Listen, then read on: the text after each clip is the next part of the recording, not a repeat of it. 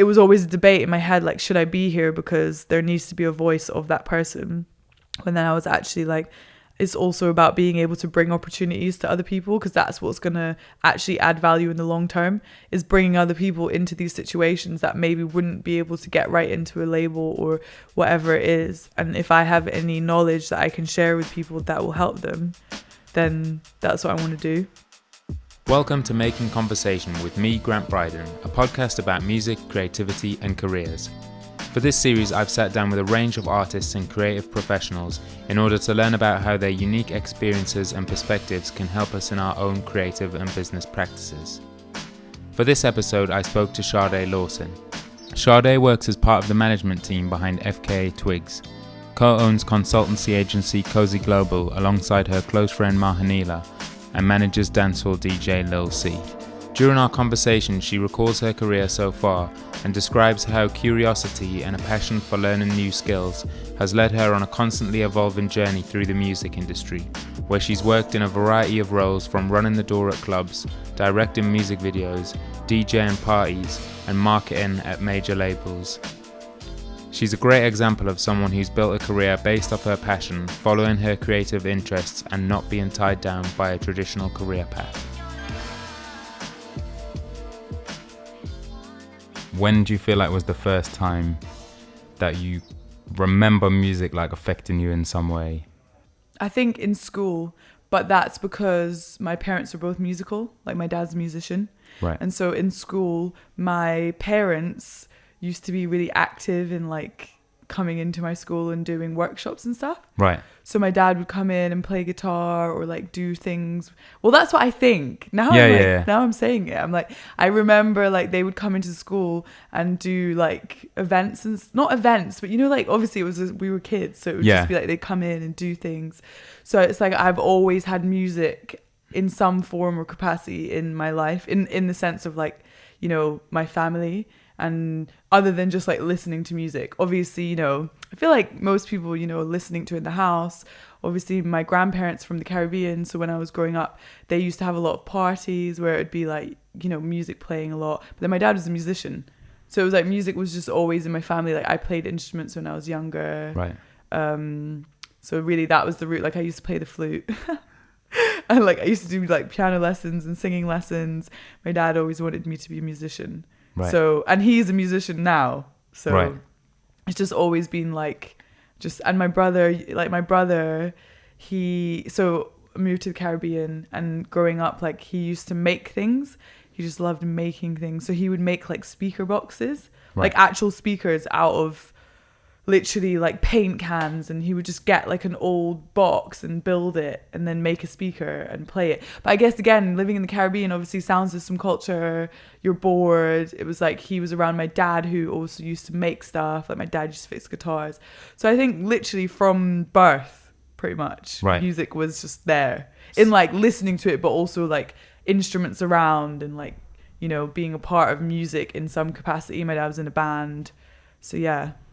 Cool. So where were you born?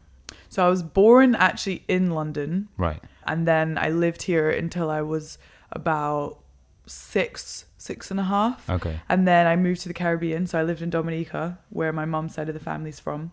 And then I moved to Scotland for my last year of primary school. And I did all of high school in Edinburgh. Right. And then I moved back to London. Because that's the thing, I always knew I was going to work in music. Like I knew music was going to be what I did. I just knew that I didn't want to be in front, because that's the thing. My dad used to try and make me sing, or like, you know, at events he would make me get up and sing, and I was always really shy. So I was always like, I want to be in music, but I want to be behind the scenes. So I always knew that that's what it was going to be from pretty much school. Right. Like I knew I was going to work in music. What kind of music was he? What kind of bands and stuff was he in? So my dad, jazz is what he plays, but then he's like a musician who does a lot of like weddings and stuff. Okay. So they play a lot of like, you know, mixture of Scottish music, like, you know, Amy Winehouse, like it's weddings. So it's they'll want the first song to be Amy Winehouse or Adele, or like, so a lot of jazz. And then he does now like swing, like jazz swing, and Django music, which is a type of like guitar music. Right. And he plays the piano. So he played, but mostly like growing up, he was into like jazz, a lot of Stevie Wonder and that type of thing, like Shaka Khan and, you know, just like things that I guess a lot of that generation probably, you know, like my mum used to love, oh my God, what's his name? Like an old classical musician. So I think it was just always pretty varied, but my dad like plays mostly jazz. Like he plays a lot at the Jazz Cafe in Edinburgh still now. My friends be like, I saw your dad at the Jazz Cafe. I'm like, yeah, sounds about right. And what do you think was the first music that like you started bringing into the house? Because obviously I guess when we grow up it's like whatever our parents have, but then we sort of connect to something outside of that. I mean, like the two artists that I remember that were my favorites was Britney Spears, obviously, because I feel like everyone loved Britney Spears, and Ashanti. Like that album, I remember that I would spend summers in London. So when I moved to Scotland, I would spend my summers in London with my mum, and I would just, you know, when you had like the old cassette player, or like CD player, sorry, I would just listen to the Ashanti album like on repeat. And Britney Spears I remember liking, because I remember when I moved to Scotland at that time in primary school, everyone was listening to like emo music. And I remember like I used to listen to Britney Spears. So I would go into school and I'd be like, everyone's listening to like Slipknot and like wearing like cords and like hoodies, like, you know, Slipknot hoodies. And I was just like, because I'd come from the Caribbean as well, where obviously people were listening to like soca music and like bashment and reggae. And then moving to Edinburgh where everyone's listening to like hardcore, like Slipknot. Yeah. So I was like, well, I'm just going to stick to Britney Spears because at least that's in the middle. Now I think about it, like living in Edinburgh, even when I would go out, it would just be like, because as well, I used to go out quite young because Edinburgh was so small. You know, when you live in a smaller town, you end up going to clubs a lot younger just because it's like you've got nothing else to do. So you're like, we might as well try and go out to the actual clubs. So there was one club night in Edinburgh called Massa, which was the only like place where they played urban music or R&B and bashment and hip hop. And that was on a Sunday. But basically my friend Sinead, she used to go out with this guy in my school who was a DJ there. So we used to go there all the time because he would DJ there. So, you know, you just find it, don't you? It was like, I always would go to other clubs and listen to the same music that everyone else was.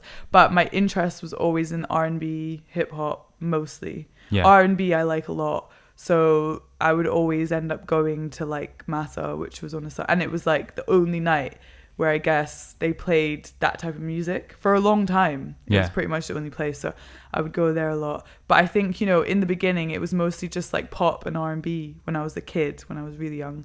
But then I would always have influences of like reggae, and I always liked dancehall music. But I guess that came from living in the Caribbean, because it's like at carnival times, you know, even now in the Caribbean, like in Dominica, you'll wake up at 9 a.m.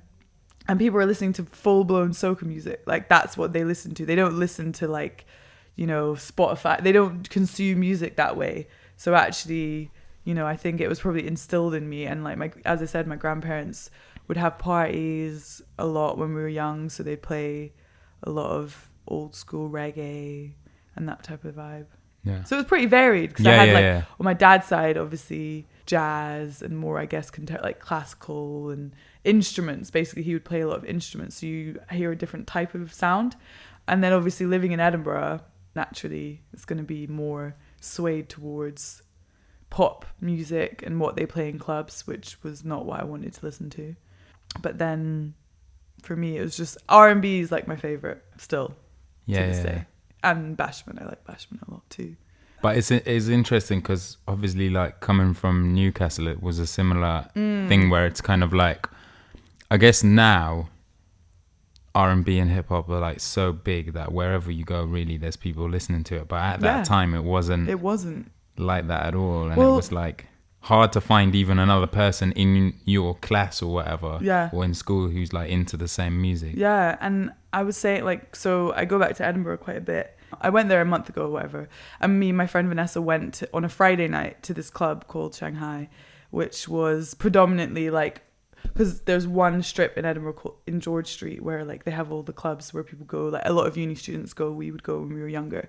And Shanghai, they you know, obviously everyone would dip their toe in, like, you know, you'd hear Busta Rhymes or a Ludacris song, or like those were popular songs at the time. But, you know, hearing like Afro beats and all of that stuff, you didn't really hear it. But then when I went out on a Friday night and it was a student night, that's kind of, it was a more of an Afro bashment, that kind of like, that was the majority, I guess, of what they played, which was really interesting because obviously even from when I was going out back then, that's not what dominated the clubs. Like on a Friday night, you weren't going to have a whole night of like Afro bashment and J Hus and rappers and, you know, like African artists. Whereas now I think it's a lot more mainstream, I guess. It is very interesting to see how it's changed over time, like in those places, because also I think, you know, within London, it's such a different landscape than even if you step outside of London.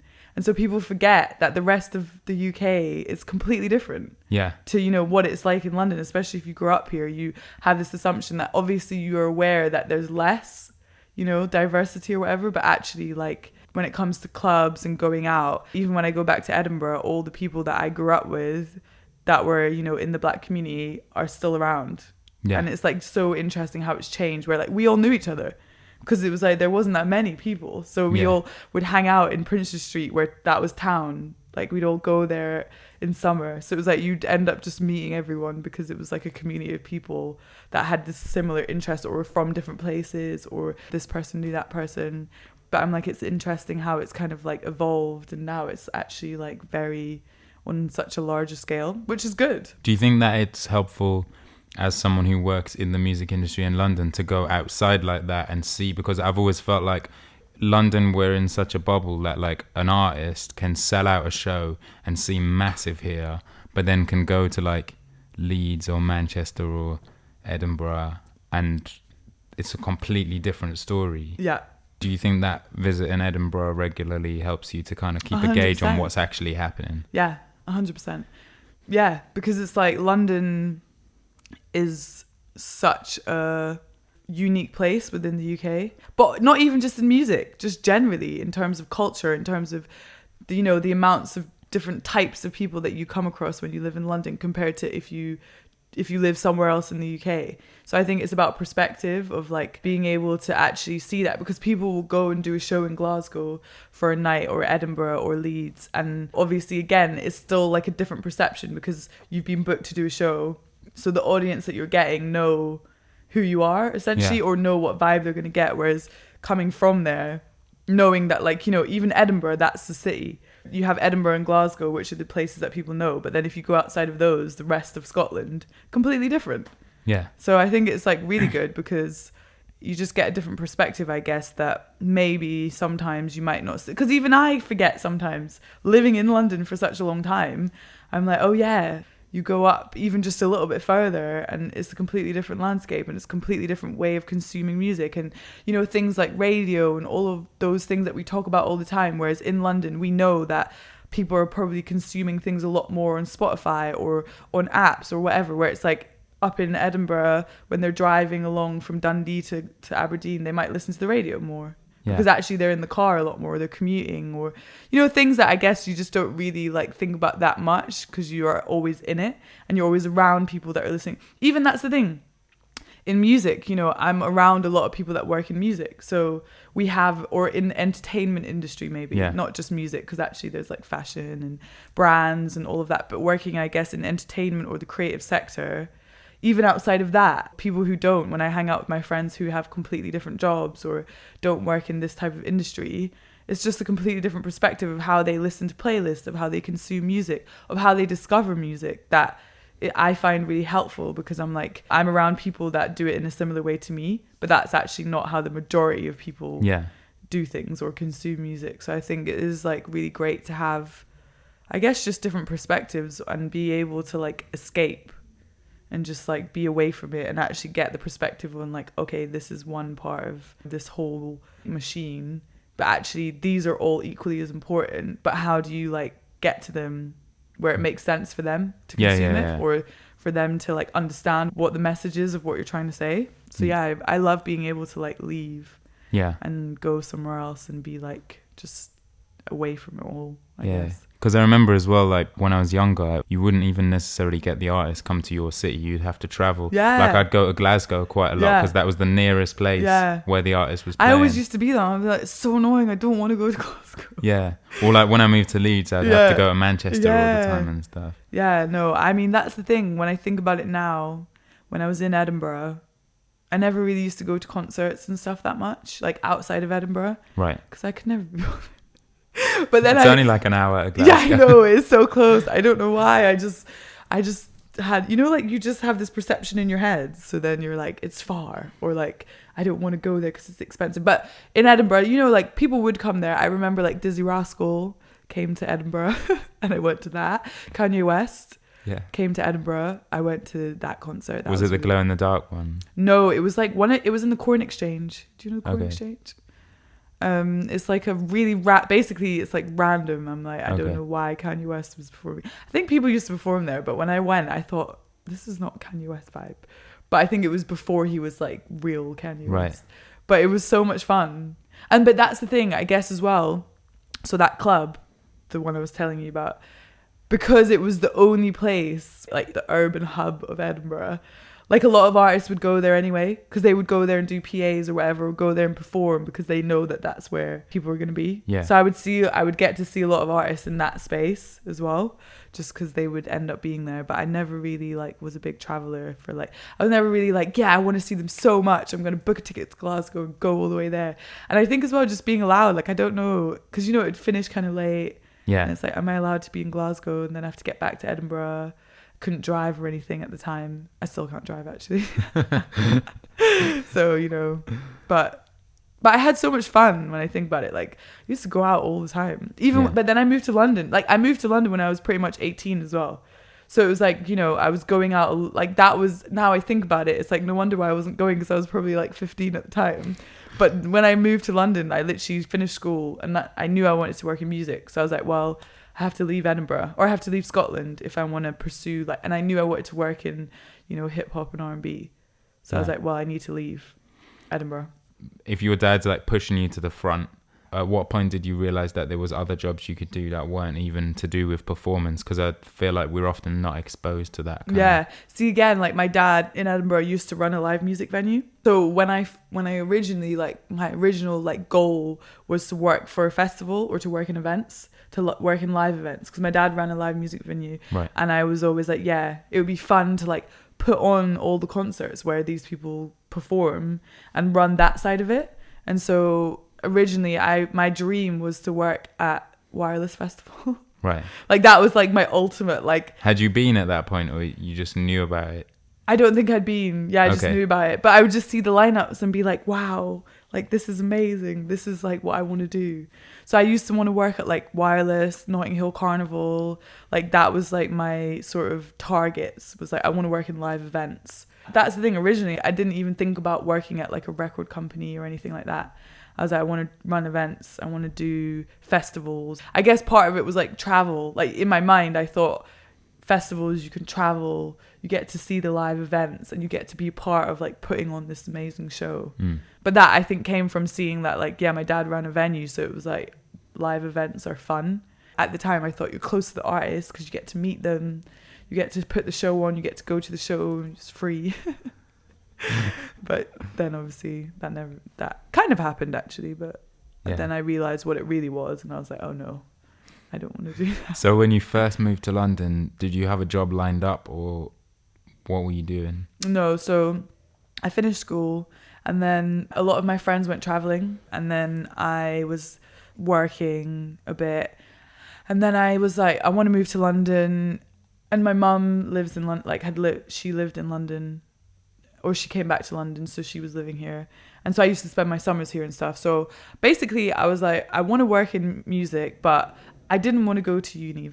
But I was like, if I don't go to uni, then I'm moving to London with no friends, because obviously I'd spent summers here and I didn't really have any friends. Yeah. So I was like, if I just move here and try and get a random job in music and try and like make my way, it's going to be a lot harder than going to uni and actually like being in an environment where everyone's making friends and whatever. And so I basically just did so much research to find a course You know when I'm saying this, like, and everyone's gonna hear it, but to find a course that basically had minimal amount of like essays and studying, right? Yeah, more on the like, more on the sort of like the practical side. Yeah, yeah. And actually, it was really hard, but I found a course, and it was in the creative industries. And again, at that time, the creative industries wasn't what it is now. So at the time, it was so broad.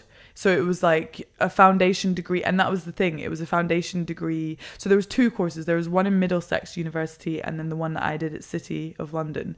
And the Middlesex University course I actually preferred, but I didn't want to be outside of London because I wanted to be in London. So this course was a mixture where the first 2 years you did a foundation degree in events management. So I was like, perfect, because it's in events. And it was in partnership with the Roundhouse. So we got to do half our lectures at the Roundhouse. Okay. And then in your 3rd year, you got a BA in the creative industries. And at the time, I was just like, okay, cool. Like, I mean, I don't really know what that entails, but the modules look good. So I ended up moving because I was like, I want to be in halls. I want to have the experience of uni. I don't want to be straight into work, you know? Yeah. I want a few more years of fun.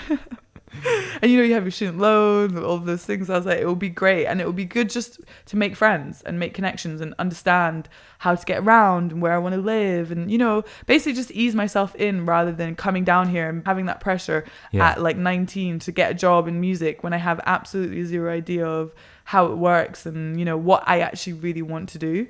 So I'm really happy now that I did it. And I guess like one of my friends, Karina, ended up doing a degree at the same uni, and so we were in halls together. So I had like a friend that was with me from the beginning, so it was really fun. Like, I had such a great time. What do you think are the main things that you learned on that you've kind of taken that I guess affect your everyday now? I guess just like being able to like meet different people, understanding the value of being able to do that, and I think seeing how these things really work. It's so hard to explain when you don't do it, if that makes sense. But it's like, you know, you have a perception of how to run an event or even how to build relationships. Yeah. Because it's like, you can say to someone, oh, you know, like, go out for coffees with people or do this. But it's like actually being out there and doing it. And I think as well, that thing of like, I can only speak now in hindsight because I have years after it. But, you know, at that time, because I was just going out and having fun,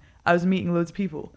That naturally just helped me later on in life, where it was like all the people I was meeting out at events and all these places then got jobs in music or got jobs doing other things. But it happened that I just met them when I was out in uni at some event, because I would go to things that people would recommend. They'd be like, oh, Laughing Boy, which was like a comedy event. Oh, you should go to that. There was like events at Shoreditch House. Again, like before Shoreditch House became like what it is now. I mean, it still was Shoreditch House, but like they used to run events there for non-members called Wired, and it was like a monthly event where they'd have live music and you could just get on the guest list and go.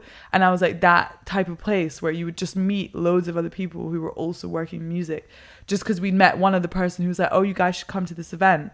So I think the power of like just being young, where you're just ready to just interact with people, you know, like as you get older, you're a bit more like, well, my time, and I don't want to do this, and I don't want to go to this event. Whereas at that time I was just, and because I was coming from outside of London, I wanted to do all of those things. I wanted to be out, and I wanted to meet people, and I wanted to find out what was going on.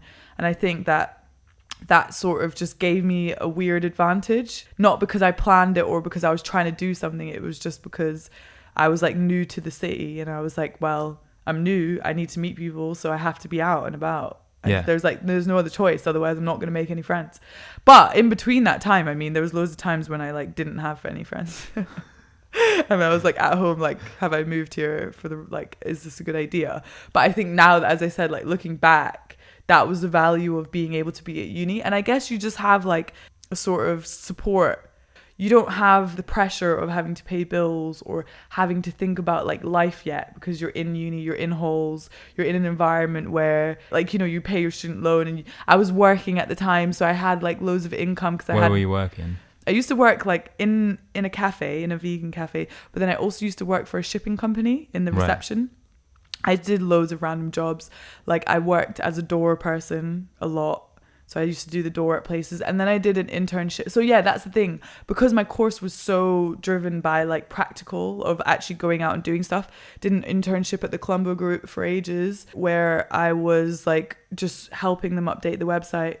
And so I was meeting, like finding out about all the promoters, finding out how they did the website. I would sit like from 11 till 1 answering the phones. So like for XOYO, people will always call up like, can I wear trainers, or like, can I still get tickets on the door, or things like that, where I would just sit in the office at night above like the Queen's Head in Essex Road, just answering the phones or like random things. And then I used to intern for like the Sunday show. That was probably the Sunday show, I think, was really, so that was during uni, and it was like an internship. But it was an event that ran every Sunday. They'd ran it for like 10 years. I came in towards the end. So when I moved to London, I met this guy called Marvin who ran it. And he was like, yeah, we're going to do this internship thing. So I ended up working there for almost like a year. Right. But that at that time, Sunday show was like the show. So all the rappers went. All like people would go there for fun, like Mo the Comedian would be there and like hosting it, and like Krept and Conan would go there, and Getz and Ed Sheeran and Jamal would be there. So it was like I was just around, like I just was lucky that, you know, I met people, and then I'd be like, I want to work in music. Then I did that internship, and that's where I really developed my skills of like putting on an event. How do you run an event? How do you promote an event? How do you sustain an event? Like, how much does it cost to do all of these things? You get sort of the inner workings of how these things run. Because you have this perception of like, oh yeah, you just book an act and then you put it out and then people are going to come. And it's like, oh no, especially because it was weekly. So it was like every single week we had to be doing the lineups or promoting it for the next one, and seeing how the promoter, Napper, would like keep, you know, it ticking over every single week. And there would be weeks where it was quiet, and then there'd be weeks where it was really busy. And it was just like, I was just really, I guess at that time, I think that's what you build. I built like a really good work ethic of like just working a lot, saying yes to a lot of things, trying a lot of different things to see, is this really what I want to do? And when you were leaving uni, what did you think that you wanted to do then? Like, what did you think you wanted to be when you'd had that 3 years of studying? I still wanted to work in events. I still wanted to do live events. Because so with my degree, we got to do events at the Roundhouse, which was, again, and now I think about it, I'm like, it was an amazing opportunity because we got to do half of our lectures at the Roundhouse. So again, we were in an environment where we were around real life events. We were around, you know, people who were working in the music industry or the entertainment industry at that time.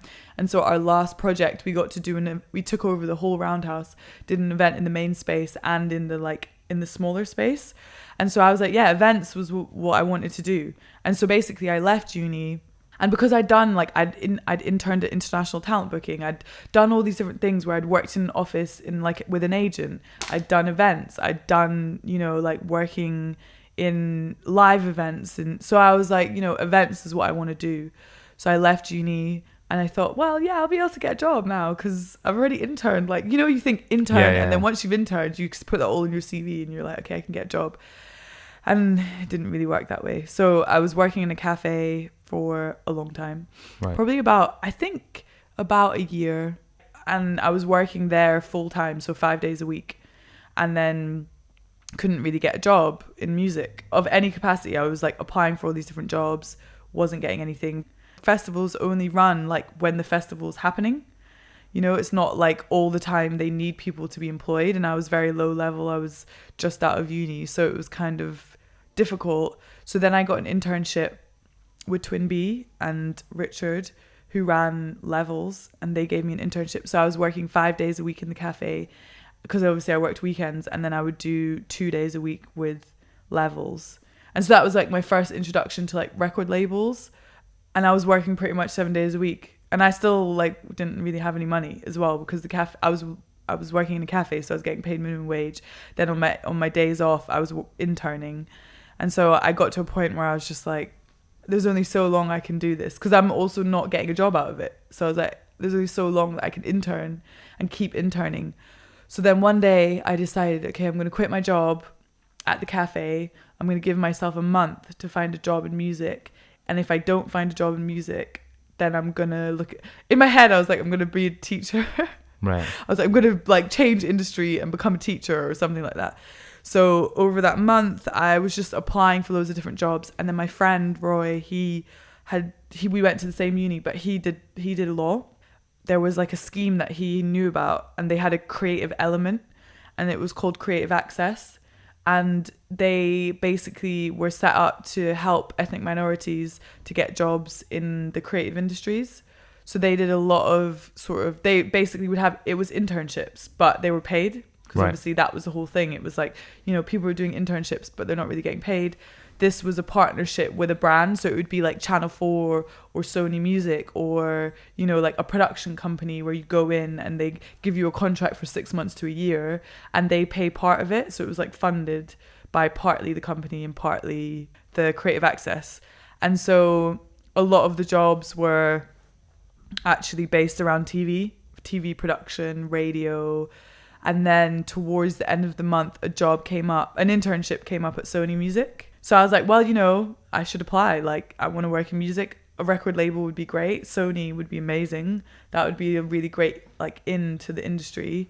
And I've obviously got this experience because at the time I was still working at XOY on the door. And, you know, I was doing all these different random, like, jobs in music, but I wasn't working in music. That literally came towards the end of the month. So I applied for it thinking, I didn't think I was going to get it. And then I went for an interview. And then the next day they called me back for another interview with like the rest of the team. And then I ended up getting the job. And that's pretty much where it all started, like working actually in music properly. Because I got an internship at Sony, which was at Relentless, which obviously is a part of Sony Music. And that was literally like, it took like a year for me to actually get a job. And even that, it was like, you know, very low level, like entry level. I was an intern. Yeah. But I was getting paid, so it was good. What kind of stuff were you doing as an intern at Relentless? So originally I came in as an A&R intern, but at that time at Relentless it was a really small team.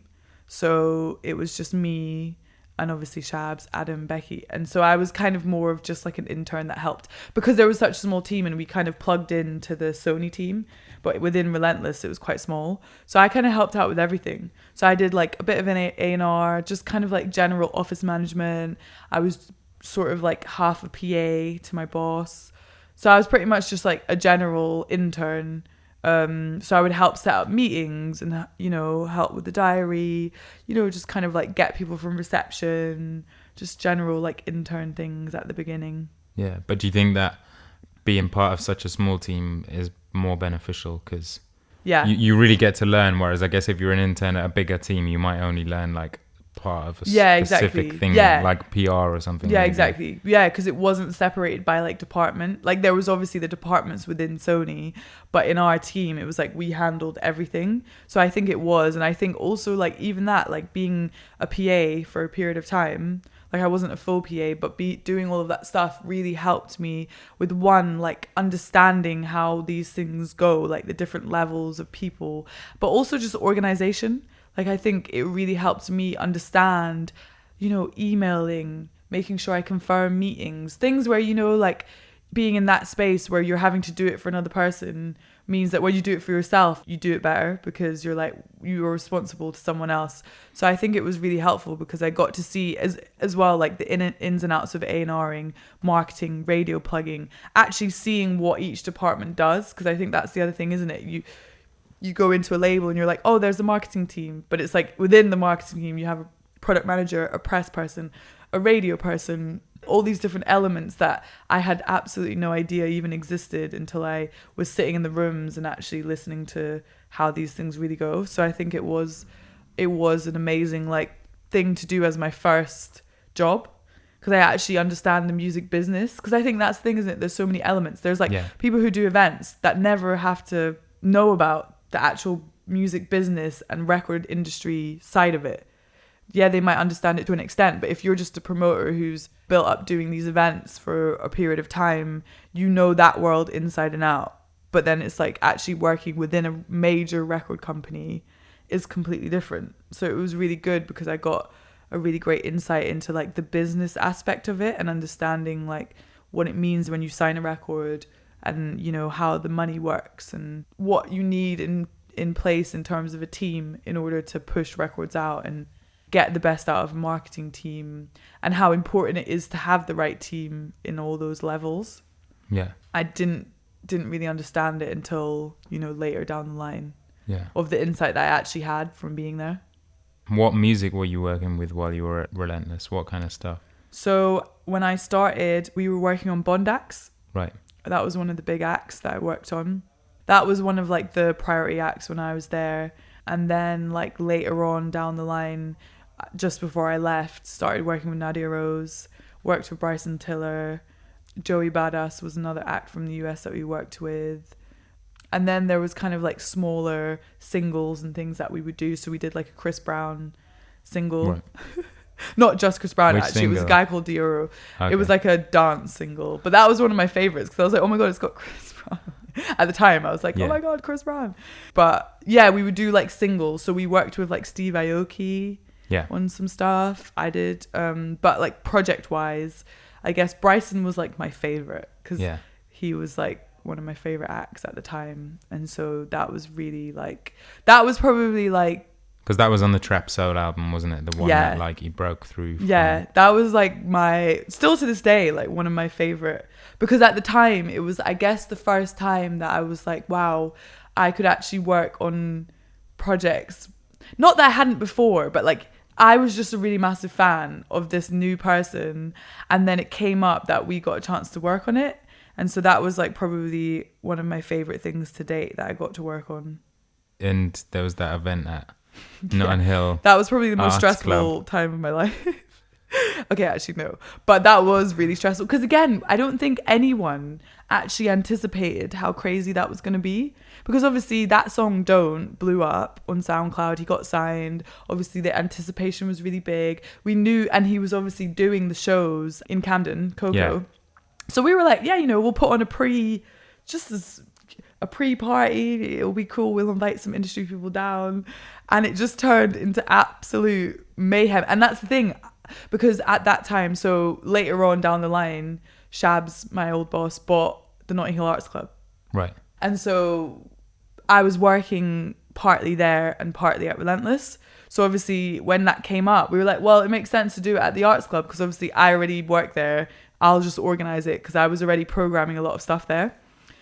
Not thinking that it was going to be that mad, but it was amazing. It was just an amazing experience because it was like really exciting to have an artist where people genuinely were like that excited to come to the show. Yeah. But it was really like manic. It was. But I remember, because wasn't the thing, I was working with Imran on the PR for it, and I remember emailing a lot of industry people and they didn't know who he was at that point. They didn't care. But I think the thing was that he posted on his socials about it on the day. Yeah.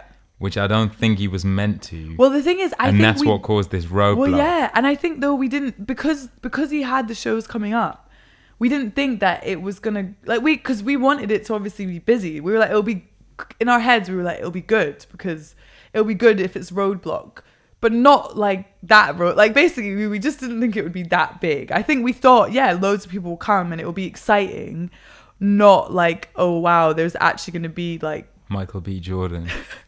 He was there. Was he? No way. No. I'm like, do you know what? It's all a blur because I think my perspective of it is that so many people I knew came. Because obviously I invited all my friends as well, not thinking that it was going to be that crazy. So I was just on the door trying to make sure that I didn't lose my job also, because like all these Spotify people and Apple people came down, and there was people from America and from Apple that were there, and all these people that I didn't know that, they were like, we have to make sure they get in. And I'm like, yeah, but we're actually full. Like the whole club is literally full. Those things where they'll be like, we're full and we're not full. It's like, no, we're actually like at capacity. There's no way not another person could fit in here. He can't even get into the venue. So, but it was amazing. Like it was such a great experience because it was the first time that I was like, yeah, this is really like exciting and something that I'm really passionate about because I love the music. And I think for him it was probably pretty crazy as well, because I don't think anyone really knew exactly how it was going to go. At that moment, like we knew it was going to be big because obviously the song had blown up on SoundCloud, but at that time there was a lot of songs on SoundCloud that's where people were discovering those types of artists. So Lection was really big at that time. They were picking up a lot of artists that were becoming a lot more well known. So it was like you knew that there was anticipation there, but I think it was just like really exciting to see it all happen in front of you that fast, and for you to be a part of it. Yeah.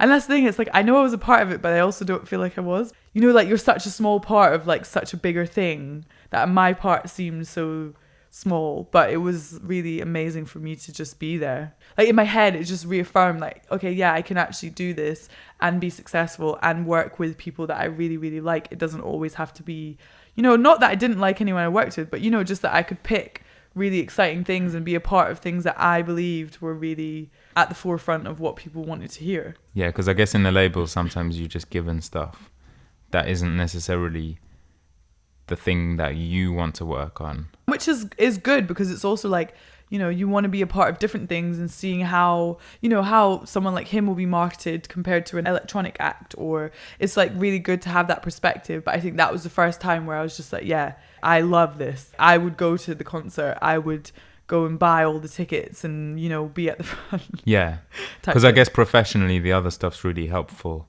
But then when it's coupled with the fact that you're actually a fan of the music, it's like a different experience. Well, at that point, what was your role? Because I'm assuming you weren't still intern.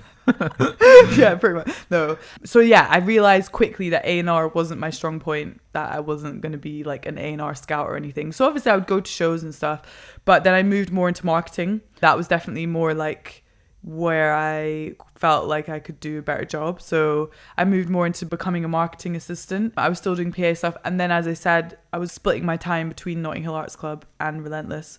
So then I would spend half of my week at the Arts Club programming, helping redesign the website. Again, that was when social media just started taking off for like venues and places.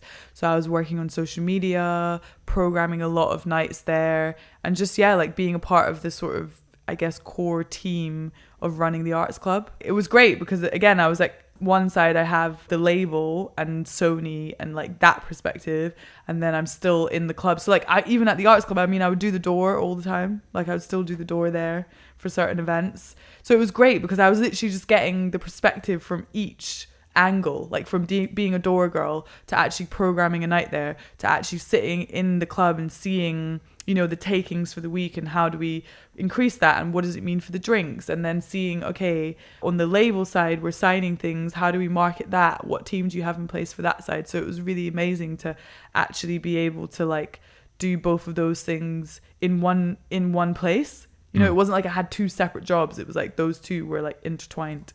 What was it about A&R that made you think it wasn't what you wanted to do? Again, I think just understanding what it really is. I think, you know, a lot of people will be like, I want to be an A&R because that's the thing. A lot of people are good at finding new talented artists. And that's one element of being an A&R. Of course, you have to go out and actually be able to find talent and say like, I can spot the next Adele or the next big artist. But then it's like the ins and outs is, do you know how to make a radio edit? Do you know how to put a song together? Like, do you know all the songwriters and the producers and the mixers and the masterers and all of these elements that I was like, I don't know anything about how to make a radio hit or how to make an edit that's going to be better for club. What remix should we be doing for this show? And again, obviously the landscape of music has changed, but at the time it was like, you know, you needed a mix for Capital Extra and you needed a mix for Kiss Fresh and then you needed a radio mix and then, you know, all these different things. That it was actually so much more complicated than just going out and finding talent. And then on top of that, the competition of being an A&R, of having to go out and find these acts and then be the one that signs them. That in itself is a whole talent, because it's like you have to be able to say, I want you as an artist to trust me to like be able to make songs with you. Yeah. When I'm like, I don't know how to do that. Literally, I have no idea. And so I think it was just also very competitive. Also that thing where, you know, you have to be out all the time.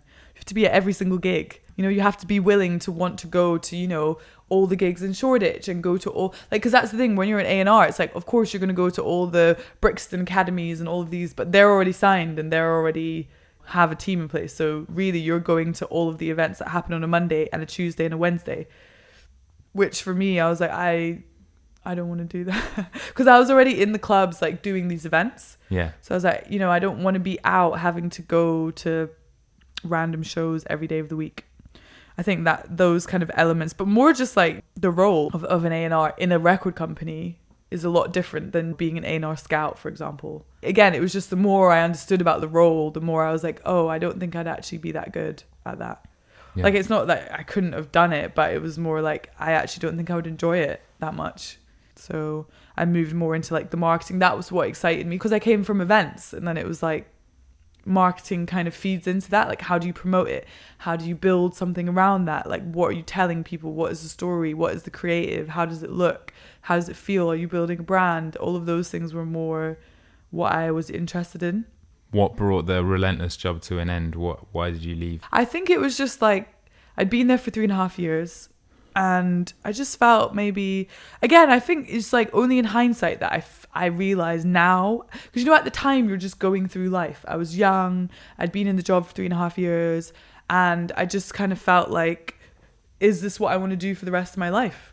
Maybe. And I was like, I don't know if it is, because I've only ever done this. And I think when you're in a small team, sometimes, I don't know, I guess you just get to that point where you're like, you know, you get antsy, like, what's the next thing? Like, is this going to be what I do forever? And I think then you start to think, okay, well, I've got to try something else. Like, I've got to do something new. And I think that was really it. Like, I was just like, you know, I've only had this one experience with working in music, and I think I was just ready for something new. I think that's genuinely, like, as you get older, I started there when I was straight out of uni, pretty much. That was my first industry job. I think I just got to the point where I was like, it's time to like try something different and try something new and move away from, because that's the thing. When I left Sony, I had no intention. I was like, I'm not going to work at another record company. Right. Like, I didn't think I would go back into working at a major label, because I was like, I've done it now. And like, I learned so much. But again, I think that environment, I was like, it's not really me 100%. So I didn't really actually have an intention to like work at another record company. But then I did.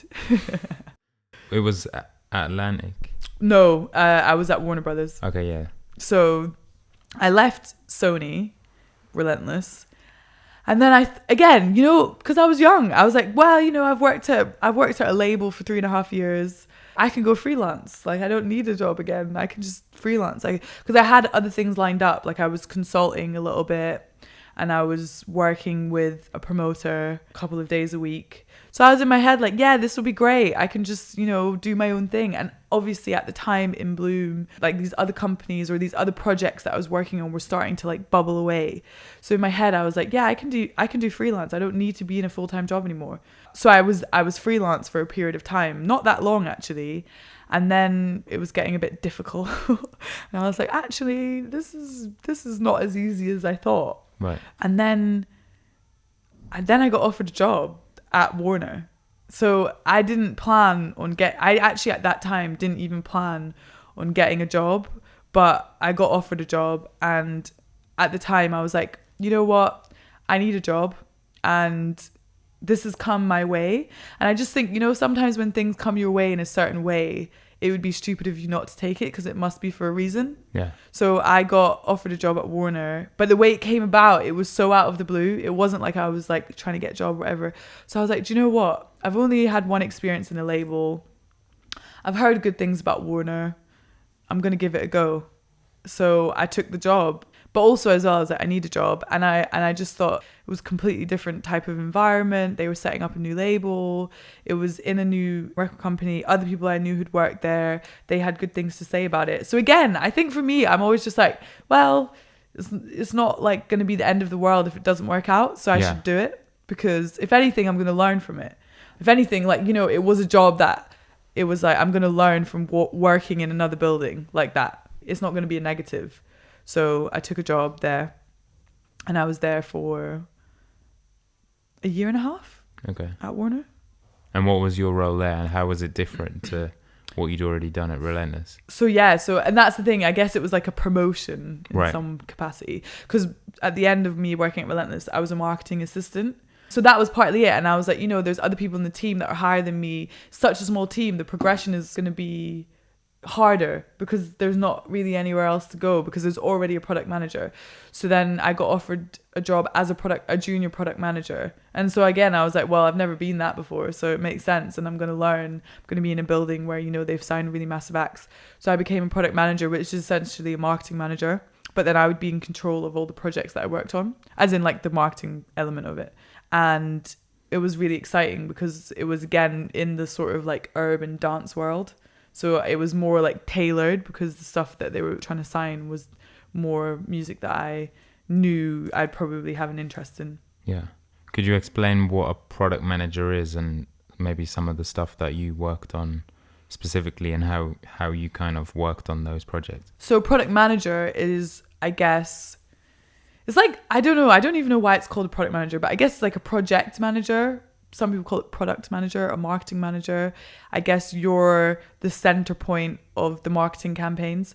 So me in the UK, for example, I would be the point of contact for information, for sharing information and for bringing a team together. So the A&R team will be like, we've got this song with Bryson, it's finished. Now we're in the marketing phase of actually putting it out. So then my job is everything from making sure I send it to the team to put it up on Spotify and Apple, putting a rollout plan in place to actually market the song. So getting a music video in place, getting the artwork in place, getting the press, radio, team in place, but then also within the building, going and having meetings with the sales team who deal with like, how do we pitch this out to retailers? So like maybe it could be HMV when it was there, or Rough Trade, or whatever it is, going in and pitching it, saying we're going to have a music video coming out. This is what we're going to be doing around it. We're going to have a radio premiere, liaising with all the teams. And then when the song comes out, my job is to like send updates. Okay, this is how many streams it's had. This is the sort of place we want to get, liaising with management, saying, okay, cool, we want to do a launch party. Let's figure that out. Basically anything that comes under the marketing umbrella of like, once you have the product. So it's like, we need to now get the artwork. We need to get all the assets in place. We need to have banners on social media. We need to change them. We need to launch the video on this day. We need to get a radio premiere. We need to get a premiere on press. But then all of those people would then go out and do it. So I guess my job is to enable them to be able to do their job. And then once they've done it, feeding back to all the teams that work on the project. So then you might have like an international project manager. So my job will be making sure in the UK that all of that stuff is out there, but then communicating with them so that they can tell people in America or Germany or wherever it is that they have product managers, so that they have all the information to then tell their team about it, essentially. Yeah. So I guess it's everything that relates to like putting out music and the creative and the sort of logistics of that. What at Warner were the projects that you were most proud of? So I worked with Fuse, ODG. And that was really exciting because, do you know what? I liked all the projects I worked on, but I like Fuse because I think culturally what he's doing is amazing. And I think like just having an insight into all of the stuff that he's doing was really great. Conductor, who's Garage, that was just really fun. Like I really enjoyed that. And then I worked with Steel Bangles, which was really great because at the time that deal was really new and I got to work on the first single, which had also loads of different prominent UK artists on it. Yeah. So that was really fun. But yeah, I think like that experience was just like being in control, and it was just really fun, and I got to learn while I was doing it, and it was just like being a part of these teams where I actually got to interact more, I think, with the team. So I got to actually interact with the management and the artist, and before I maybe didn't have that as much. So I think that's what I really enjoyed about it, where it was like I got to be more involved, even more involved than I already was. And I think that was always the one thing that is what I wanted, is I wanted to be close to the creative and close to the artist and be able to be a part of that whole experience. Didn't you also take it even further there with like when you producing videos and shooting of it? Didn't you shoot a Lowski video with Steel Bangles? Yeah. And again, I think like I realize now, I guess I'm just the type of person where if I see the opportunity arise, I'm like, well, I might as well ask the question, because if I don't, it's not going to happen. So that was literally, we had done Bad with Bangles. And then we were on to the next sort of releases. And then just before I handed it over, because obviously I ended up leaving and Oaksy took over. But essentially we had a commissioner, Nathan, who commissioned all the videos, and he was getting more involved in everything. And we really had to shoot this Lowski video like pretty fast. And I was just like, well, I have an idea. And at the time, you know, I'd done some content pieces. I'd done like a little bit of producing. So I was literally just like, I have an idea. I would love to like just see if everyone would be up for us doing it, because then it's in-house essentially. It's easier because we control it. We know we can deliver it when we need to deliver it. It's a lower budget, so obviously we can like offset those costs and things. So I literally was like, should I just write an idea? Like I was literally just talking to Nathan. I was like, should I just write an idea? Did it, and then he looked over it and he was like, you need to change this, you need to fix that, you need to do that. And then I was like, well, actually we should just do it together, because obviously you have the actual expertise of doing this. I didn't think that everyone would say yes. Right. Because, you know, I was like, well, it's like I've never actually like directed a video myself, but obviously Nathan had. So I knew that there was more of a chance because he actually knew what he was doing, and I just had like an idea type thing. But then we presented it to everyone and they were just like, yeah. So I was like, okay, great. Like, not okay, great like that. But, you know, I was like, well, this is a great opportunity because now I'm going to get another insight into like another element. But I just think in everything, it's like if you don't put yourself forward for things, then nobody's really going to think about you as being able to do it. But I think as well, maybe because during that period of time, I already had other companies that were doing those types of things. Like we were already working on massive brand campaigns, building content for Nike and Adidas and producing videos and producing pieces of content, that it wasn't so far like out of the blue that it would be ridiculous, if that makes sense. Like I already had some skills that they knew I could deliver it.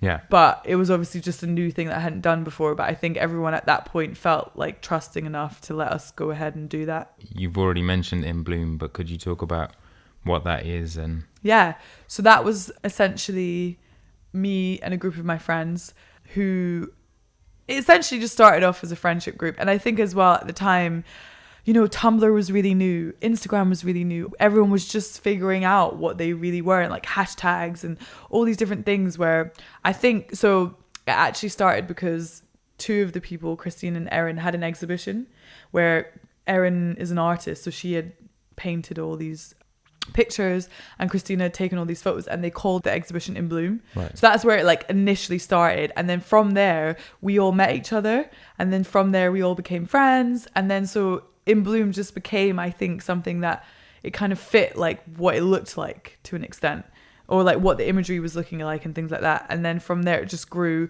and then yeah, like at the time everyone was new, so photography, like Christina and all, they were developing basically. And so we would all shoot together. They'd be like, oh, well, you model, I'm a photographer, you can do the set design, you can do this. We were just like experimenting, I guess. Whereas like we'd go out, we'd go to the park, and then eventually, because everything was growing in terms of influencers and all of these types of things, where it was like people wanted to give you a product to just take a picture of it. And obviously for us, we were like, sure, like of course, if you want to give us free trainers or free, you know, whatever to take pictures in, that's a great idea. And from there, I guess we were just shooting a lot because it was summer, we were out all the time. And then eventually we all kind of sat down at some point and we're like, if we take this opportunity seriously, it could become a real viable business. And so then we kind of put a structure in place, and then we got this night campaign, and that was like the first like job where we actually got paid, and they were like, we want you to produce this shoot, and we were in it and we did the photos for it and we put it out, and it was really fun. And that was like the first experience we had doing a campaign together. And I guess from there we just kind of put things in place where we're like, okay, let's run it as a business and see how far we can go, kind of thing. Well, it was a bit more structured than that. I mean, I'm making it sound like we were just like, yeah. But, you know, we were literally just like, we see an opportunity here where it's like, there's other agencies who are doing similar things. Why aren't we able to do that? Because people are approaching us all the time to do jobs and to put content together and to reach an audience that I guess was harder for the average person to reach, because we were all those people as well. Yeah. We were the demographic that people were trying to target in some cases. So it was really great. And then from there, yeah, we just started working with brands and started actually working on really good campaigns with big, massive brands. And so that was sort of feeding in at the same time as me working at a record company. So I was like building a network of like working with musicians, but also working with brands. And then there was some crossover between those, which was really great. How difficult was it to balance the two? So hard. Really hard. I mean, literally, I was working full time. But then now I think about it, I'm like, well, that's what I was doing from uni. Maybe it was just like, I guess I always knew that like the entertainment industry is cutthroat, and it's like you have to be at everything, you have to do everything. So my mentality was just like, I'm going to work at this company 5 days a week, And then every hour I have off, I'm going to put into my own business, into my own like projects. Because that was also, I guess, because in uni I'd gone out a lot, I'd partied, I'd done all of that. That was like my outlet for I guess, partly socializing, partly creating. So it was like natural to just finish work and then work on my extra projects. We'd shoot on the weekends. It just became normal. But it was really hard. I mean, like, yeah, my health suffered definitely from all of that. Like, that's the thing, it's like it was possible and I did it and I'm fine. But there's definitely a toll it took on my physical health over that period of time. That now it's like only in hindsight now I'm like putting myself under all of that pressure all the time. Obviously isn't going to end in anything good. When did you realize that it was taking such a toll? I think like when I was at Warner, I guess, because that was when I was working full time product managing, and then like In Bloom and Cozy, which is another company that I was running, and then I was DJing and I was managing, and I was just like, yeah, this is too much. It's too much, because it's like there was no time that I was ever not working.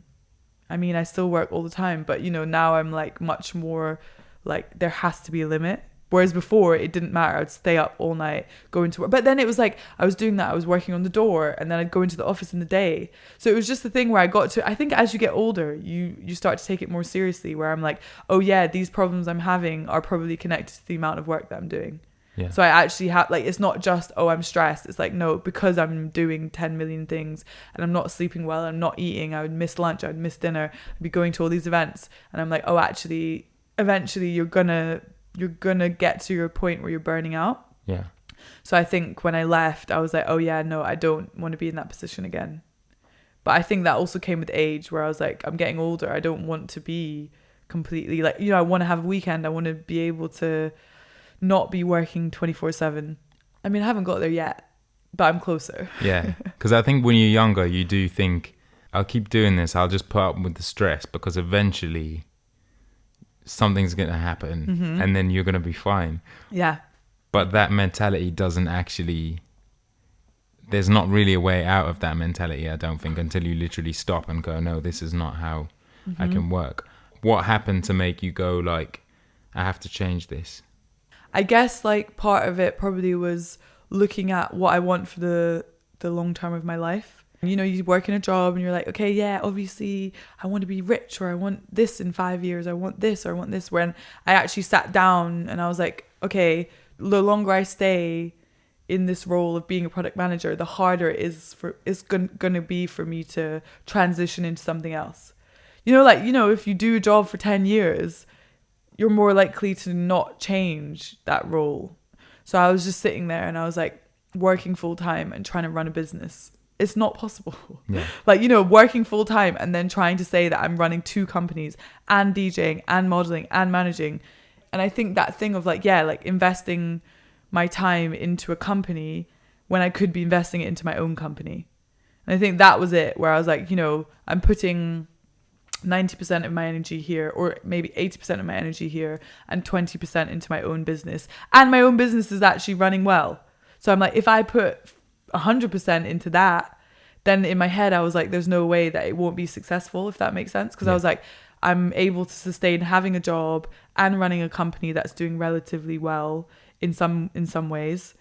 So if I'm only putting 20% into that, I'm only ever going to get a certain amount back. So at some point I was like, I have to take a risk, basically. Because that's my other thing. I was like, okay, if I leave this job and I put 100% of my efforts into running my own business and it doesn't work, I can still get another job. Yeah. But if I don't do this now, then I'll never know if this company could be successful, or these companies, or whatever it is that I want to pursue outside of this job. And I think that's what it was. I was just like, at some point I have to actually take the risk and just say, okay, I'm going to put 100% effort into something that's mine, that I believe in. Yeah. So you take that jump, you leave Warner. And so at this point you're doing In Bloom, which we've already talked about, but then Cozy. Yeah. When did that start, and what is that? So that actually started when I was at Sony. Cozy did. So basically I met Neela, and she was running Cozy which was an online magazine platform.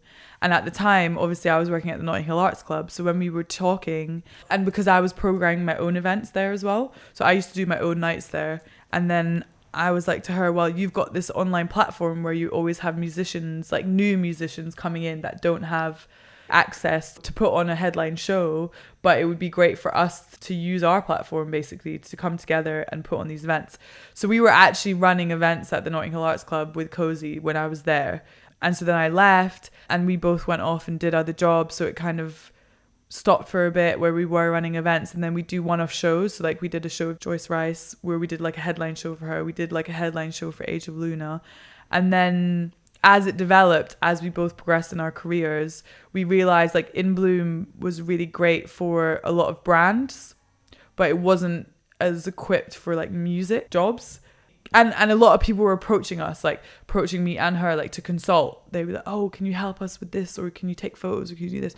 So eventually we were like, well, it makes sense to transition Cozy from like an events-based, well, it started as a magazine and then into an events company. And then we were like, actually, it makes sense for it to be much more of a music consultancy. And that was running alongside that whole time. So I left Sony, Cozy was still running, In Bloom was running, got a job at Warner. Those things were both running. And then I left to focus on that and In Bloom. And management as well. And management. Who were you managing at the time? So at the time, I was managing Just Lil C, which is Cheska. And that came because I met her through Neela. And then she plays Bashment, and obviously I love Bashment. And so Neela was like, you two both love Bashment, you should work together. And at the time I was like, again, in the long term, I was like, management is something I always wanted to do, but I didn't have any skills in it. And I was like, managing a DJ first off will be a great way to like enter into management without the pressure of having like, you know, a singer where she needs a live band or he needs a live band, and then they need dancers and they need, you know, a whole structure around them and they need money. And whereas a DJ, it's like she's very self-sufficient, very good. She gets booked. She just needs USB. And, you know, like, so it's a lot of an easier process. And I knew how to like speak to promoters and speak to agents because obviously I'd done events myself. So it made sense. And she was in a place where, you know, she just needed help with a few things. So I started managing her. I mean, the management thing actually is still really new for me because I only started that really properly in April this year. Right. So, you know, before that, I kind of helped out with So like I would consult with management companies, but I'd work really closely with them to do the creative and help them with the rollout strategy. So again, I had more of an insight into management because I worked closely with people that managed, but I'd never actually like managed by myself anyone. And then in April, I guess that's a whole, again, like I transitioned from being freelance into management. I work full time now with FK Twigs on her management team. You know, people will be like, oh, you manage. And I'm like, it's still even separate. Like with Twigs, I work for a management company and I work with them just on her. And with Cheska, that's just me. Yeah. And you still do Cozy as well? Yeah, still Cozy. So now we do a lot of video production. We do a lot of consulting. So we consult for management companies. So we consulted with like No Names Management, and I do some stuff with UK artists here. But we do a lot of production. So we'll produce content, produce music videos. Obviously, Neela's a video director. And again, it just happened where when I left Warner, we were both freelancing, and actually we went traveling. So we went traveling because I was like, I need a break. I've been here. I'm going to go to, and she was already in America, Neela. So I went out there for a month and then we came back. And from there, I just started working with her and helping her produce her music videos. And from there, we were like, again, actually it makes sense. We have a company. You're a director. I'm a producer. I have a background in like project management. And also like she has an insight into that too. So it works really well. So yeah, we produce a lot of music videos and a lot of content. And with the Twigs stuff, how does kind of being part of a management team differ to like the management stuff you do with Lil C and Kadiara? I guess it's like the main difference is that she's a superstar already. So it's like a completely different ball game. Yeah. Because, you know, she's already, you know, she's already put out albums. She's already a star. She's already in a certain position. So it's like a completely different working frame from like working with an artist who like we're still, you know, developing. We're still finding the right partners to work with. We're still I guess, building those blocks. Whereas with her, it's like, I don't know how to explain it. It's just like there's already so much in place. So it's like going in and actually managing those things and making sure that everything that needs to happen happens. And it's just like a completely different scale. Yeah. If that makes sense. So it's like similar things, but just on a completely different scale of like, you know, even from a label perspective, like she's probably that's the closest I've been to working on everything for an artist of that size. So it's just like a really different insight into how you manage those projects, because that's the thing, everything is like way bigger. Yeah. So, you know, for like a smaller artist, you're putting up music and then you're, you know, making maybe merch and then you're figuring out the shows and things, and it's like quite, I guess, you know, smaller. So it's like smaller, less people to deal with. Whereas that, it's like, you know, there's a whole massive team, and then there's a worldwide team, and then there's like a team of agents and there's basically a team of everything that usually might be one person is a team of people. Yeah, yeah. So, you know, it's just like a massive scale, which is amazing. It's like so interesting. Being part of a team, is there certain aspects of the management that are your responsibility? Yes and no. I mean, yes, in the sense of like I'm dealing with much more of like the music side, because I came in from a musical background. So like, right. And that's the thing, I guess I came in when she was going back into cycle of releasing music. Mm-hmm. So I only have actually that perspective of it, of like being in campaign mode. So my role is a lot around liaising with the label, making sure that they have everything they need to put out the records. But now I'm still like, I'm like learning, like dealing with the agents and dealing with, you know, how we promote things and put all of those things in place. So it's like, yes, it's the same, but it's just dealing with more people and dealing with things on more of an international scale as well. Yeah. I think because even when I was product managing, you have like product managers outside of that territory. So you'd have someone in America or have someone in Germany, wherever, where it's like now in management, you deal with everything all around the world. Yeah. And that's like a lot bigger. Yeah. And I suppose with an artist like her as well, it's like she's not strictly just a musician either. So there's like other, there's I guess, so many elements to be managed. Exactly. And that's the thing. It's like, how do those pieces of the puzzle all fit in together? So it's like always making sure that they all align with each other, which again is something that, you know, you only see when you're working with an artist of that size. I guess like a lot of people, when you look back at their career or their progress, they've kind of picked one thing to specialize in and sort of gone ahead. Whereas with yours, it's always like you would try in different things and learning about all these different areas. What do you think it is that drives you to be like that? A couple of things. I think one is just like, why not? Like, why not? If I have, because I feel lucky that I'm in a position where I do have the ability to try different things within this industry, you know? Like but I also am like, because I made sure it was that way. And I think as well, maybe growing up, like my dad was a musician. He ran a live music venue. He didn't do just one thing. And like he came from working in a job, you know, like a 9-to-5 job that he didn't like. Then he left that and then did loads of different things. So growing up, I saw people who worked in music do different roles. So it was never weird to me. And I just felt like, I never wanted to just stay in one place. And I was like, I guess like now I think about it, in this capacity, I learn best by doing. And that's what I realized. The more I did, the more I produced a video. I'm like, oh, okay. Now when I'm a product manager and I need a music video delivered, I know what it takes to actually deliver that. Or like, oh, now like when I ran events, I started DJing only because I was like, if I have a DJ that cancels or doesn't turn up on time and I don't know how to even use the decks, that doesn't make any sense. And I think part of it was that. It was like necessity of like, if I want to deliver all these things, then I have to be able to know how to do them.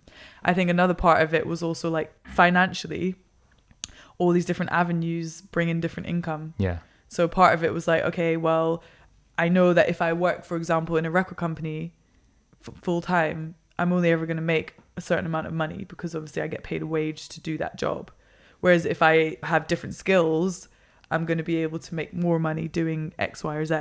I would be in the label when I was younger, and then I'd see consultants come in, because obviously I knew how much everyone got paid because I was an intern, so I had to like do all the POs for everyone. Right. So I was seeing the difference. Yeah. I'm like, okay, so this person who's built their career, obviously they came from probably working in a label and doing all of that, but now they're at a point where they can charge triple or double the amount because they're a consultant rather than just working full time for a company, or things like that, where I was also like, it's about the long term of like, I can see, the avenues of income that can be made if I do more than one thing. Yeah. So why should I limit myself to one when I could make money doing like 4 different things? Yeah. And how do you, because I think that's an interesting point, is like, how do you charge for creativity? How do you know how much your consultancy costs versus someone else's? Yeah, I think that is always changing. That's always a changing scale, because it just depends on if you like the artist. There's so many factors that there's not like one set thing, because it's like, for example, if Rihanna approached me tomorrow and said, I want you to produce a music video for £10, I'd be like, sure. No, who got £10? But you know what I mean? Like, It depends on how much you care about it, how much you want to do it. Like, when I was directing that video, the budget was really low, but I was like, this is the first experience of me doing that. So it's obvious that I'm not going to be able to charge a large amount of money or whatever. And I think it's all about, it depends on like if you're passionate about it. And I always see it as well, like, what can I deliver? Because I don't want to take money from people when I know I can only deliver to a certain level, if that makes sense. So I'm not going to say, oh, you should pay me $5,000, knowing that I'm only going to be doing 2 days worth of work, if that makes sense. So I think it's all about like you understanding the landscape of what you're working in. Because then it's like producing music videos with an artist that's just been signed, that we know doesn't have a massive budget yet, but then in 5 years they might. But then working with a brand like Adidas or Nike, where we know, okay, you're more likely to have budget because you're a massive corporation. You're not an artist that's brand new, that does just you and your manager, where you know that they don't have that disposable income. So I think it all depends on what service you're providing, on who the client is, do they actually have the budget to pay you, and what you think the value is for the time of work that you're doing. Obviously, having suffered health-wise before and burnt out, now that you're doing the Twigs stuff, but then you're also managing 2 artists, you DJ, you're doing Cozy, how do you make sure that that doesn't happen again? What do you do to make sure that your health is good? Well, that's the thing. I mean, like right at this moment in time, probably not doing that great, but swimming, I try. But then I know like everyone's gonna be like, yeah, but you don't even swim all the time. But in my mind, swimming does really help when I do it. I think it's just the same, for everyone. It's like finding the things that make you feel relaxed, really. Because that's what it is. And it's like, it's even outside of the job you do, living in London in itself is stressful. So I think it's like, finding that downtime where taking breaks, like as in leaving London is one of them. But like on a day-to-day, just like, I know for me, it's like having a routine, like going to bed early. But this is the thing, I say this, but it's just so hard to maintain. But like eating well, eating at the same times, swimming, trying to like make sure I spend time outside. Because I'm the kind of person where like I could just stay inside and stay in bed and do nothing, like not do anything. But I'm like, I know that that's not going to be good. So trying to get out and do things. And actually just, I think like trying to switch off, trying to meditate. Meditating is one of them, where it's like, again, I don't do it all the time. But when I do it, the impact it has, I know is beneficial. Like I see the difference when I'm doing those things, but it's just like hard to maintain all the time. So that's what I'm trying to get better at now, because as I said, like I know the impact it has on me. So I'm like, if I don't put it as a priority, that's the problem, isn't it? I realized like even when I was at the label, right, they would have wellness weeks where it was about wellness and in the workplace, and you have people come in and talk about meditation and yoga.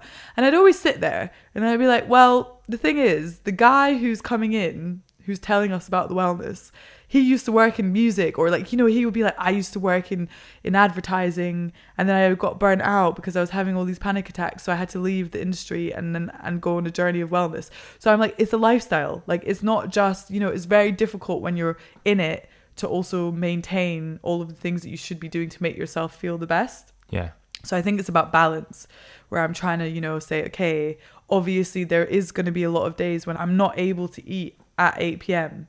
But if I make sure that I try and compensate for that the next week or the next day, by doing something else that's going to make me relax. It's what I tell myself. Yeah. Basically, I haven't figured it out just yet, but there's progress. Yes. Yeah. Definitely progress. Like, definitely from when I was working at the label. But I think that's it. Time, isn't it? It's all about time. Because at that time, I had no time. Now I'm like, I have to make time for me to be able to just relax sometimes. What do you think is the most difficult thing that you've had to overcome across your career? I guess just being able to, like, know your value in terms of, like, one, money, but two, where you sit in this industry. Because I think as a woman, as a young person, I think the way that people perceive me when they first see me is very young. So people, when they meet me, they, like, before I've spoken or whatever, they think that I'm really young. So they have this perception that maybe it's easier to get around, or I don't know. I mean, this is just what I think. But being in situations where you have to fight for everything, you have to fight to get your ideas, you have to fight to do all, like, to get paid what you should get paid, all of these things where I'm like, now that used to really get to me. I think, like, I would be like, oh, it's just really sad, or like blah, blah, blah. Whereas now I'm like, actually, this is just the way of the industry. This is just the way things go. And it's not just about, oh, because I work in this industry, it's actually life. So I'm just much more like, I know what I want to do and I'm going to figure out a way to do it. And, you know, as long as I'm able to, like, support myself and enjoy it, that's really the main things for me now. Because I'm like, I think when you're driven, you set goals for yourself that you can achieve. So it's more about making sure that I'm doing things that are going to help other people as well, I guess. Where it's like being a woman in the music industry and being a young person, being able to, like, hopefully bring opportunities to other people that maybe it was harder. Because when I started at my internship at Sony, I was the only person there, the only intern. And, like, it wasn't that diverse, wasn't that many women. So it was just all these things that I'm sitting there, like, it was always a debate in my head, like, should I be here because there needs to be a voice of that person?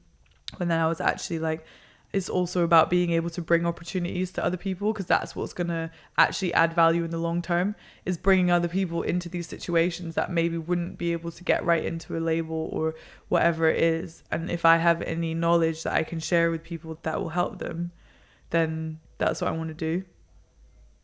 What are you most proud of about what you've achieved?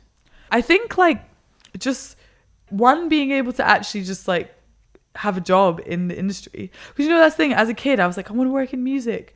Never really knew what it was, but I just feel like the fact that I've managed to sustain, like, working in this industry, and it pays my bills and I can live off of it and actually do things I enjoy, I'm like, that in itself to me is the biggest thing. Because I'm like, you know, I never thought, now when I look back at all the things I've done, I'm like, yeah, I think it's, for me, it's like the most personal ones of, like, the small accomplishments that aren't, like, seen as a massive thing. But when I was a kid, you know, you'd sit at home, watch TV and be like, I'd love to go to, like, the Brit Awards, or I'd love to go to the Mobos, or, like, the Mobos used to be the thing that I was like, wow, like, that is like what is success, if that makes sense. And then when I went, I was like sitting there, like, it's not even like I didn't win an award or anything, like, I was just there. But it was more that I was like, okay, actually, if I set a goal for myself, I can achieve it. And, like, working with Brydon, or being able to direct a music video, or producing music videos with artists that I really actually like, those things are all for me, like, moments that I'm like, that's what it's all about. Because I'm in a position where I actually get to work on things that I really enjoy, but not everyone does. And knowing, like, what my passion is and being able to actually fulfill that, I think that is really, like, my favorite thing about being able to do this, really. But proudest moment, I mean, like, I think Brydon was one of the highlights. I think, like, some of the videos me and Neela have produced, we went to Jamaica and did a music video. That was, like, an amazing thing. A Mick Jenkins video. But it was like, you know, we got to travel and we were like, oh my God, like, you know, that was like a dream. Like, oh, I'd love to, like, go to another country. And it's like going to Jamaica and being able to actually shoot a music video. That was amazing. But even, like, with In Bloom, like, being able to, like, we did a campaign for Shoe that ended up, like, in stores and stuff. That was, like, an amazing thing, that it's like all my friends, we actually just delivered something that, you know, like, at the time you're just like, oh yeah, we're just working. But now I think about it, I'm like, those were all things that I feel like in the long term, I'll be like, wow, I managed to do that. You just said that it used to be the Mobos, but I wondered, what does success look like to you now? I literally think for me now, it's like continuing to grow, being, like, financially stable, and, like, having finances in abundance. No, but also because I think what that brings outside of stability is a certain level of like influence in being able to change things, you know, because when you're at a certain level, you have influence on who you employ, on what opportunities you can bring to people. So I think when it comes to finances, it's not just about, oh, I want loads of money. It's actually about knowing that when you're in those financial positions, you can create opportunity for other people. And I think that's like one thing. And I think, yeah, like just being able to like do things with my friends. And I just think it's really about being able to fulfill like the things that you want to achieve in life. And I think success for me is just like continuing to work on projects that I really enjoy, because I don't think there's an end. That's what you think. I think before you think, okay, when I work on this project, I'm done. Like I've hit it. And then you get to that point and you're like, oh no, there's still so many things I can achieve. So I think for me, it's just about always being able to do things I enjoy, hopefully getting to work with my friends, bringing other opportunities to people.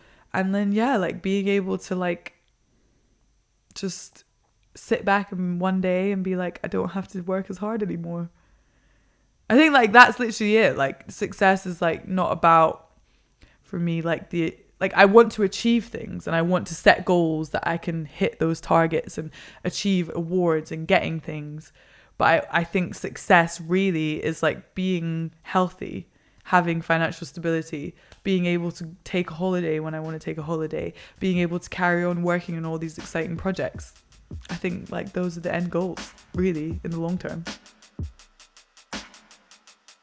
Thank you for listening to Making Conversation with Grant Brydon, featuring Sade Lawson. If you liked this episode, then please be sure to rate, comment and subscribe wherever you're listening to podcasts. You can find Sade on socials at Sade Lawson and at cozy.global. You can find me on social media at Grant Brydon. Thank you to Kiki, where this episode of Making Conversation was recorded.